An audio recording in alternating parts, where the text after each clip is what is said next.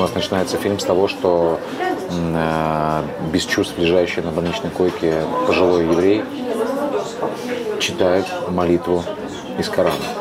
Актерский состав у вас международный будет. Для меня большая честь и, конечно, большая ответственность, что в нашем фильме одной из главных ролей пожилого Ицхака, собственно говоря, от имени которого мы и узнаем эту историю, будет играть человек, судьба которого очень схожа с судьбой Ицхака из нашего фильма. Мальчик Ицхака, который пережил Холокост, лагеря ГУЛАГа. История, прежде всего, не о крымской татарке.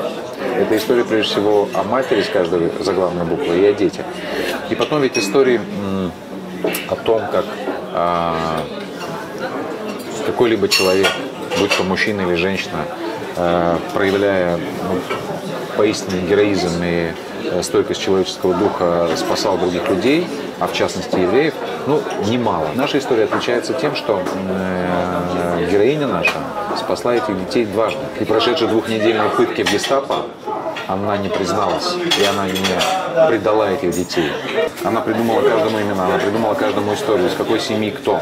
Создается ощущение, что для нее это не было нечто необычное, героическое, для нее было нечто естественное. Она прекрасно понимала, чем это грозит. Она очень боялась.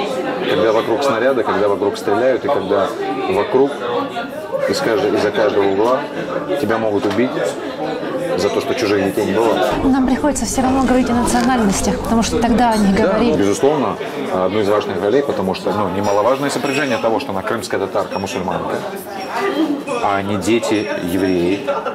Конечно, это еще более драматическая ситуация, когда ей нужно было убедить этих детей забыть, кто они, забыть имена, забыть свою веру, забыть своих отцов, матерей, забыть свое прошлое и построить себе новую судьбу. А потом в одну ночь тут же вспомнить, помочь им вспомнить, кто они на самом деле.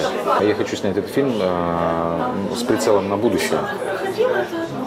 Для своих детей, для всех детей, для того, чтобы было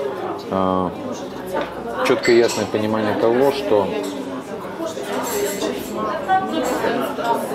так нельзя. Вот так нельзя.